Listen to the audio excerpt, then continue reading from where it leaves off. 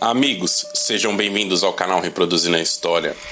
O tema deste vídeo é um pouco da vida e da trajetória de Martin Luther King, um importante personagem e figura do século XX. Mas antes de eu contar a sua trajetória, se você não é inscrito em nosso canal, se inscreva já.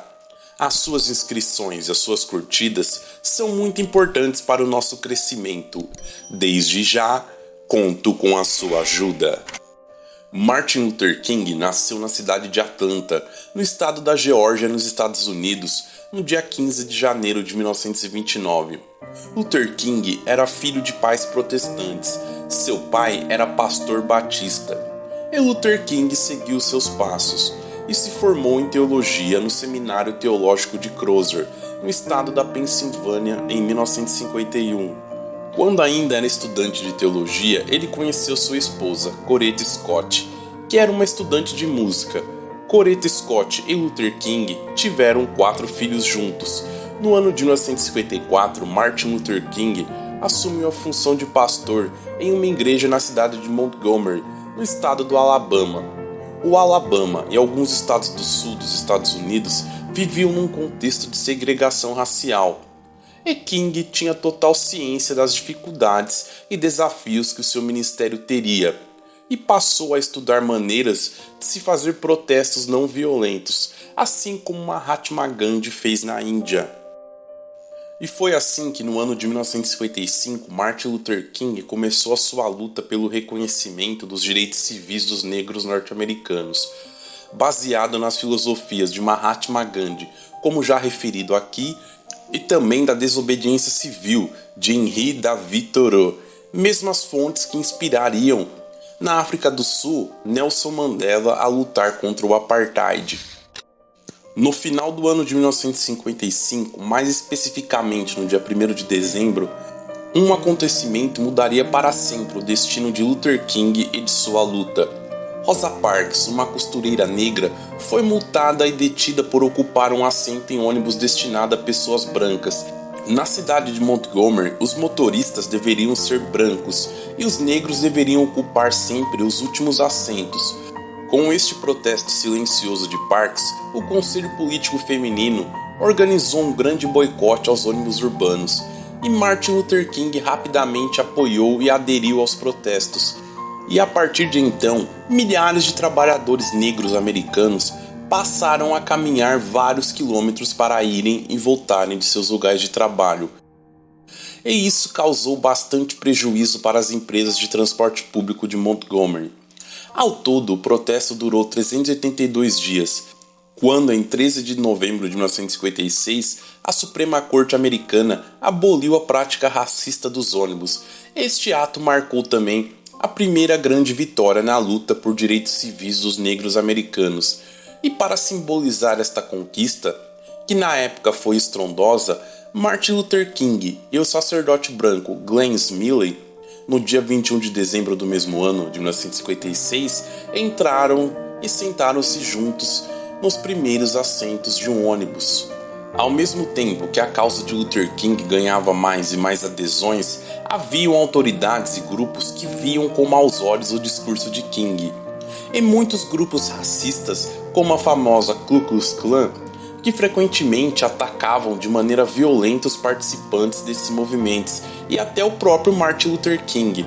Certa vez, no ano de 1963, o grupo racista e extremista atacou uma igreja batista em Birmingham, matando 4 meninas inocentes. E esta igreja era um ponto de encontro de Luther King com seus seguidores.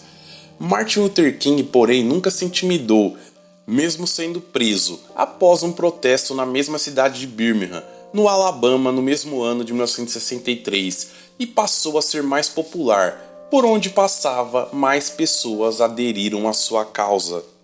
Com a popularidade que Luther King teve em Montgomery, ele ganhou uma projeção nacional gigantesca e no início dos anos 1960 passou a organizar manifestações gigantescas em outros lugares do país também. Entre estas manifestações está a Marcha sobre Washington, no dia 28 de agosto de 1963. Marcha que reuniu aproximadamente 250 mil pessoas, e foi nesta marcha que Martin Luther King fez o seu discurso mais famoso por cerca de 17 minutos.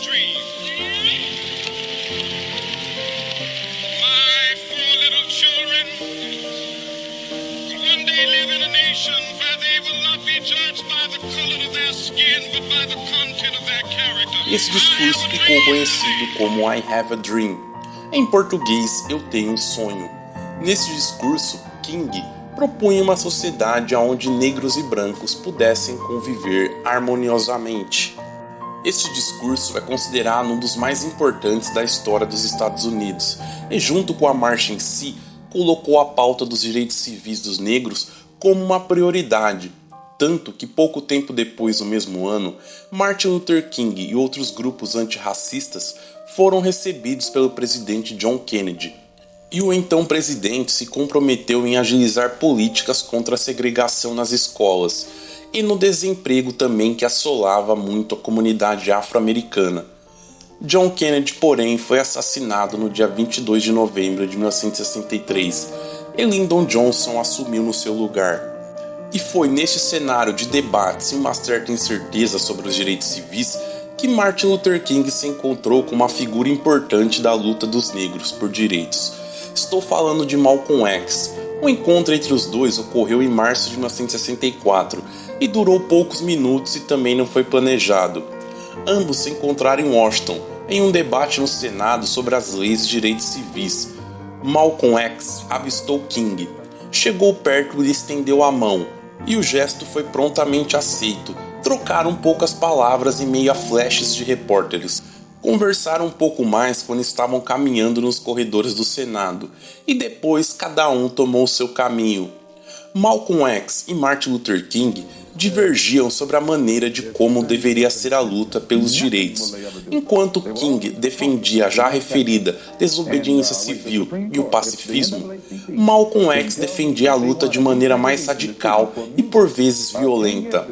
Malcolm X criticou duramente a marcha sobre Washington, dizendo que se tratava sim de uma farsa sobre Washington. Muito embora Malcolm X também esteve presente lá. 4 meses após este encontro sem querer entre os dois ativistas, foram aprovadas as leis de direitos civis em 2 de julho de 1964, estabelecendo um marco no país, que enfim proibia qualquer tipo de discriminação de raça, cor, religião, sexo e nacionalidade, posteriormente também orientação sexual, e suprimia as leis estaduais segregacionistas, conhecidas como leis de Jim Crow.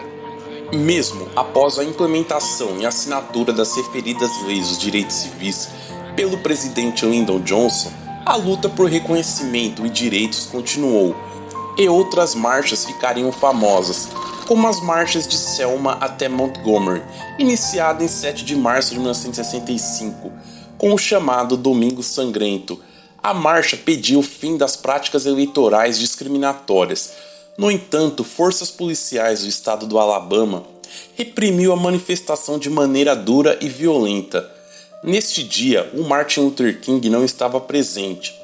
Ao todo, 17 manifestantes foram hospitalizados, e estas imagens rodaram não só os Estados Unidos, mas sim o mundo. Em resposta ao Domingo Sangrento, no dia 9 de março, foi organizado por King e outros líderes outra marcha, e conclamaram todo o país a protestarem em solidariedade a Selma. Houveram protestos em inúmeras cidades, inclusive na maior cidade do país, Nova York. E esta marcha ficou conhecida como a Terça-feira da Reviravolta. A terceira marcha ocorreu em 21 de março até Montgomery. Ocorreu sem repressão por parte das autoridades do Alabama, muito graças à determinação de King, de vários religiosos e do apoio da opinião pública, e o resultado foi a assinatura da Lei dos Direitos de Voto de 1965 pelo presidente Lyndon Johnson. Martin Luther King continuaria a atuar nos anos seguintes, mas a sua luta teve fim no dia 4 de abril de 1968, quando foi assassinado por James Earl Ray, na cidade de Memphis, no estado do Tennessee. King foi morto com um tiro quando estava na sacada de um hotel. Martin Luther King estava na cidade para apoiar uma greve de lixeiros. A morte de Martin Luther King até hoje não está bem esclarecida, e há inúmeras teorias, umas bem conspiratórias e outras que levantam o questionamento se James Earl Ray agiu sozinho ou foi contratado para matar King, e se foi contratado e a mando de quem. A morte de Martin Luther King gerou vários protestos pelo país, e no dia 7 de abril, o presidente Lyndon Johnson decretou luto oficial no país pela perda de King. O funeral de King se deu na Igreja Batista Ebenezer, em Atlanta, na Geórgia. Neste local foi fundado por Coretta Scott King, em 1968, um memorial a Martin Luther King, conhecido popularmente como The King Center. E neste local estão os sarcófagos de Luther King e de Coretta Scott King.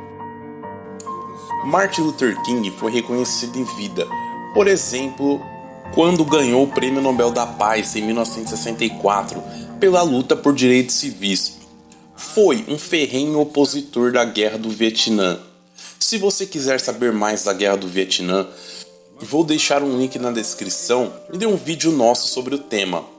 Para King era irracional, totalmente contraditório, alguém que lute por direitos civis e pela não violência em seu país, concordar com bombas americanas mutilando crianças vietnamitas.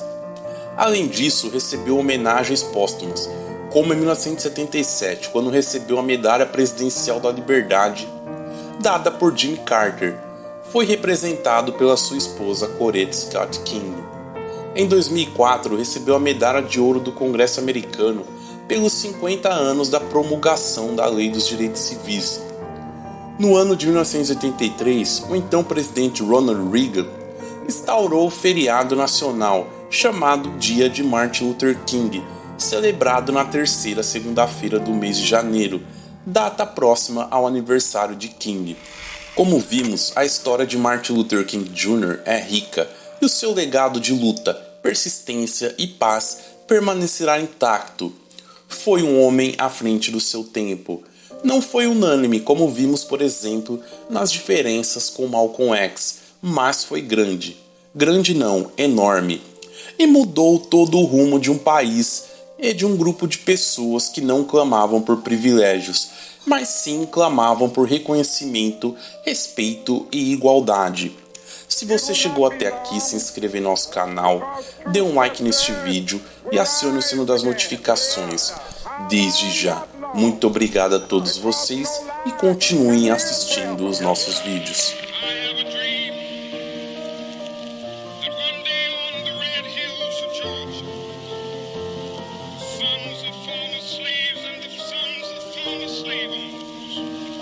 Baby